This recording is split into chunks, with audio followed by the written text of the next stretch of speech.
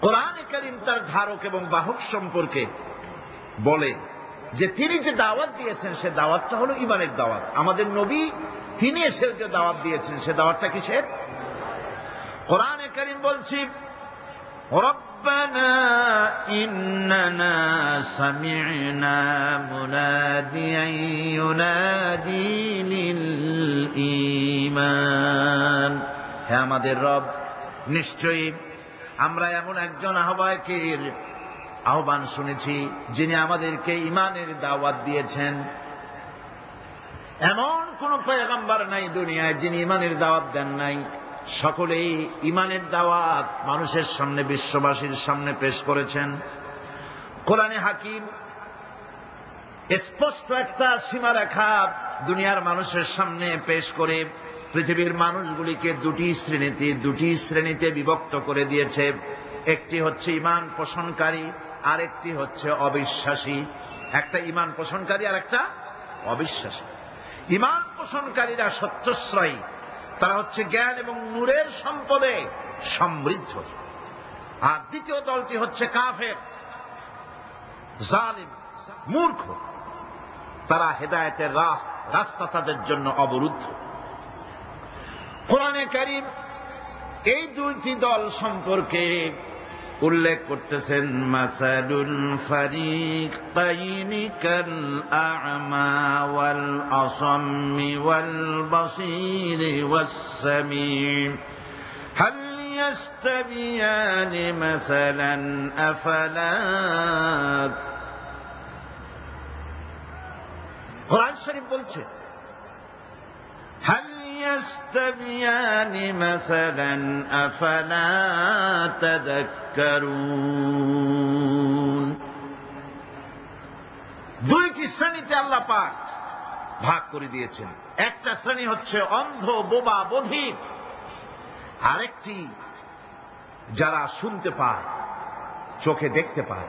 এ দুটি কখনো এক নয়, সমান নয়। এ দুটির রাস্তা আলাদা। কাফেরের রাস্তা আর ইমানদারদের রাস্তা সম্পূর্ণ ভিন্ন। আল্লাহ রাব্বুল আলামিন ঈমান এবং কুফরের পার্থক্য বলে দেওয়ার জন্য গোটা মানব জাতির মধ্যে স্পষ্ট করে বলেছেন, লা ইকরাহা ফিদ-দীন ক্বাদ তাবায়্যানার রুশদু মিনাল গায়্। দ্বীনের ব্যাপারে জোর জবরদস্তি নেই।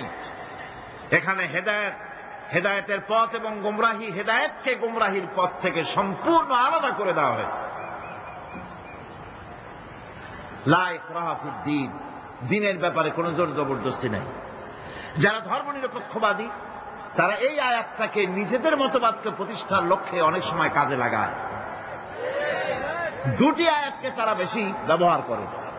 একটা হচ্ছে লাকুম দীনুকুম ওলিয়া দীন, আরেকটা হচ্ছে লা ইকরাহা ফিদ-দীন। এই দুইটি আয়াতকে ধর্মনিরপেক্ষবাদীরা ব্যবহার করে। এই দুটির কোনটি তাদের আদর্শকে বোঝাবার লক্ষ্যে ব্যবহারের কোনো সুযোগ নাই। লা ইকরাহা ফিদ-দীন, ধর্মের ব্যাপারে কোনো বাড়াবাড়ি নাই, জোর জবরদস্তি নাই। এ কথা বলা হয়েছে এই কারণে যে কোন বিধর্মীকে, অমুসলিমকে ভয় দেখিয়ে, লোভ দেখিয়ে অথবা কোন ক্রমে কোন প্রকার চাপ সৃষ্টি করে তাকে মুসলমান বানানো যাবে না। এমনকি সূরা তওবার মধ্যে এসেছে, যুদ্ধ চলাকালীন সময়, জিহাদ চলাকালীন সময় কোন অমুসলিম যদি ইসলাম জানার জন্য তোমাদের তাঁবুতে আসে, তাহলে তুমি তাকে ইসলাম বুঝাও। ইসলাম শোনার পরে যদি মেনে নেয় ভালো কথা, আর যদি না মানে তাকে তার তাঁবু পর্যন্ত ফিরে যেতে দাও। মাঝপথে তাকে আক্রমণ করা যাবে না। ধর্মের ব্যাপারে কোনো বাড়াবাড়ি নাই। লা ইকরাহা ফিদ-দীন, এর দ্বারা ধর্মনিরপেক্ষতার কোনো কথা বোঝানো হয়নি। আর লাকুম দীনুকুম ওয়ালিয়া দীন, এটা ছিল কাফেরদের সেই বক্তব্যের প্রেক্ষিতে যেখানে কাফেররা বলেছিল মুহাম্মদ সাল্লাল্লাহু আলাইহি ওয়াসাল্লাম, আসুন আমরা এক কাজ করি, সেটা হলো ধর্ম নিয়ে আমাদের মধ্যে যে বাকবিতণ্ডা হচ্ছে, আমরা ধর্মকে 50-50 ভাগ করে দিই। কিছুদিন আমরা গিয়া আপনার আল্লাহরে সেজদা দেই, আর কিছুদিন আপনারা আমাদের মূর্তিগুলিকে প্রণাম করুন। এই প্রস্তাব যখন রাখল, আল্লাহ রাব্বুল আলামিন সূরা কাফিরুন অবতীর্ণ করে দিলেন, কুল ইয়া আইয়ুহাল কাফিরুন লা আ'বুদু মা তা'বুদুন। হে কাফেরেরা, হে অবিশ্বাসীরা, নবী আপনি বলুন, হে অবিশ্বাসীরা, তোমরা যার ইবাদত করো আমরা তার ইবাদত করি না, আবার আমরা যার ইবাদত করি তোমরাও তার ইবাদত করো না। সুতরাং লাকুম দীনুকুম ওয়ালিয়া দীন, সুতরাং তোমাদের দিন তোমাদের জন্য, আমাদের দিন আমাদের জন্য। এখানে নিরপেক্ষতার কথা বলা হয় না, এখানে পক্ষের কথা বলা হয়েছে। কিসের পক্ষ? ধর্মের পক্ষ। কিসের পক্ষ? হিন্দু, খ্রিস্টান, বৌদ্ধ, তোমরা তোমাদের ধর্মের পক্ষে থাকো। মুসলমান, তোমরা তোমাদের ধর্মের পক্ষে থাকো। ধর্মের ব্যাপারে নিরপেক্ষ হওয়ার কোন সুযোগ নাই। আছে নাকি সুযোগ? আমি পার্লামেন্টে বলেছি এই কথা, যে একটা ধর্মের উপরে বিশ্বাস করে নিজেকে একটা ধর্মের পক্ষের ব্যক্তি হিসাবে ঘোষণা করে কেউ বলছে, দাবি করছে আমি হিন্দু, কেউ বলছে আমি বৌদ্ধ, কেউ বলছে আমি খ্রিস্টান, কেউ বলছে আমি মুসলমান, নিজেকে একটা ধর্মের বিশ্বাসী ঘোষণা করার পর আমি ধর্মনিরপেক্ষ, এই কথাটা মিথ্যা, বানোয়াট, জালিয়াতি, প্রতারণা, মুনাফিক।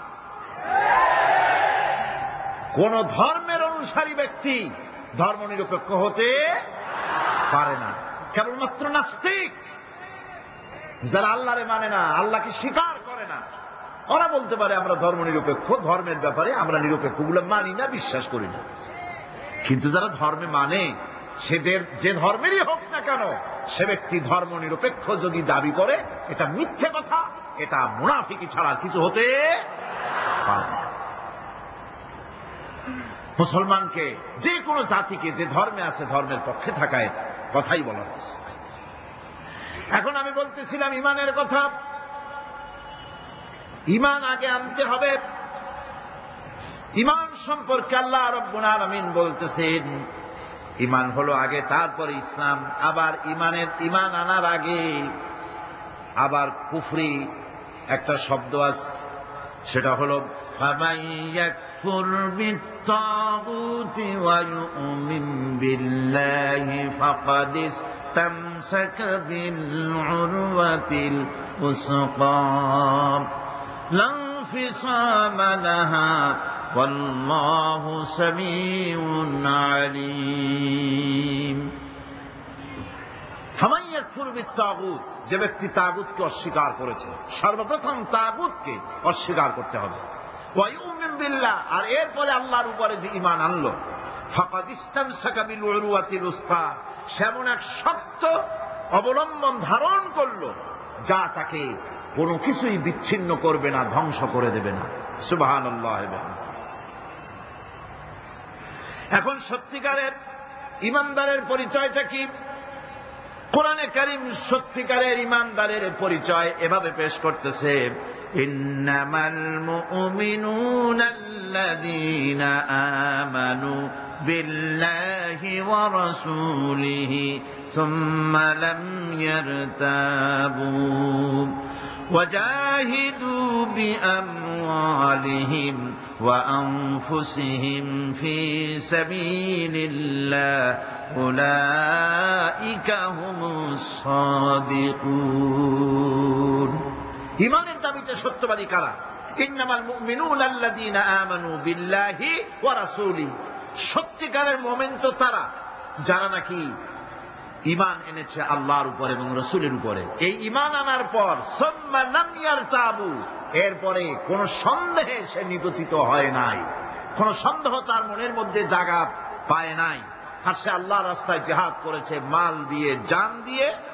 উলাইকা হুমুস সাদিকুন, এরাই হলো ঈমানের দাবিতে সত্যবাদী। সুম্মা লাম ইয়ারতাবু, অথবা এক বিন্দু সন্দেহ মনের মধ্যে জায়গা দেয় নাই, অর্থাৎ ঈমান আনছি কার উপরে? আল্লাহর উপরে। কার উপরে?